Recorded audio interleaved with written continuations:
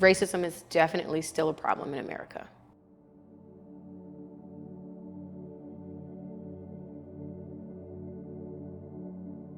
I do believe, we know that this country was founded on racist things. You know, there was a lot of free labor that took place. I tell people that this country was born on the back of black people. And that's just the way it was in the beginning. I think the problem that we face more often is on a deeper unconscious level. Something's called unconscious biases, to where you don't even know it's there until you're face to face with it.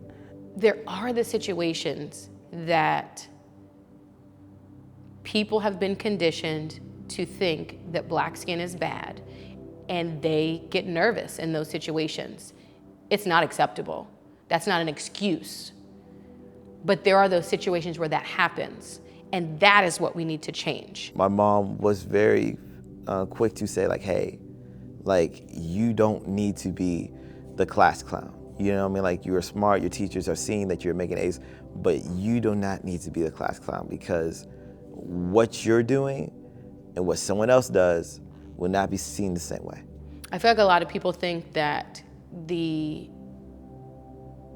problem right now is police brutality. Like, that's the thing, that's the problem. But the problem is that that's not it. Like, that is just a symptom of the problem that exists right now. We need to change the idea in the mind of the person that made the phone call, that just because you see my son walking down the street, you don't automatically think that he's doing something wrong. You think that he's a boy walking down the street, just as you would if you see another child walking down the street. Or just changing the mindset that black skin is bad or has done something bad. And then we have fewer calls to the police. Then we have less interactions. It's not like, just change the mindset that black people can't have money. Well, they don't have enough money to live in this neighborhood. They can't be walking in this neighborhood. They can't live here. I know all my neighbors. Do you know 400 people that live in this subdivision? No. But just because it costs a certain amount, you have the assumption that this person is not good enough to live in your neighborhood. When we say Black Lives Matter, we are not putting the life of black people above or beneath anyone. It is just an emphasis that something has to change. So all lives matter, that is true. But not all lives are being put through what we're seeing on television daily. You know, Breonna Taylor, where has that been? You know, Ahmaud Arbery, George Floyd. There's so many of those situations that when we're saying Black Lives Matter, we're just saying that what we're seeing on the news and what we're seeing constantly through media, that something has to change, because it's the way that it's being presented. It's just sad. And all lives can't matter until Black Lives Matter.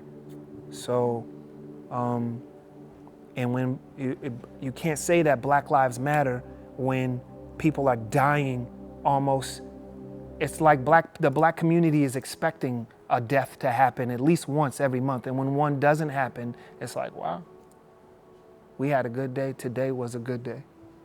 Yeah, when we celebrate diversity but ignore the disparity of our brothers and sisters, that's hypocrisy. In other words, that's saying, hey, look at how beautifully diverse we are. Right. But when there's a struggle within a race, or somebody's senselessly murdered, or there's a racial injustice committed, we're silent. But so often we hear, like, you say, okay, this is how these current events are affecting me.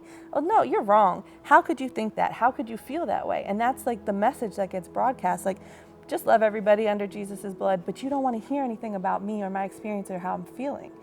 And it's like, that's not how relationships work. You would never expect that from a spouse.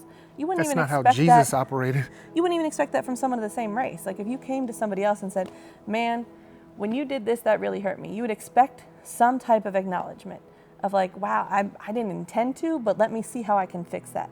This sounds so wrong, but I'm just gonna say it. I assume people's ignorance, because a lot of times, again, ignorance meaning that lack of knowledge.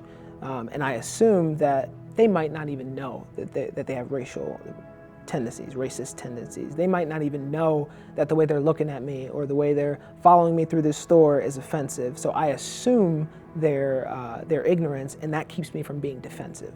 When you think black and you think these negative things, that's negating the beauty of being black, because black is intelligent, black is creative, black is charismatic, black is hardworking and passionate, and all of those things are just human characteristics. But we shouldn't be excluding them from anyone, because anyone can be all of those things. And it doesn't mean just because you're those things, oh, well, you're trying to be white. No, I'm trying to be what God made me. I think John 17, Jesus prayed, Father, I pray that they may be one as you and I are one. Yeah. And we can't be one as a divided body to the world. And it's, love the Lord your God with all your heart, with all your soul, with all your strength, and love your neighbor as yourself. And I'm glad that we're discussing this, because anything that violates a command of Jesus, especially loving your neighbor as yourself, that's a gospel issue. And we see a lot of unjust situations happening right now where we aren't loving our neighbors as ourselves. I love it.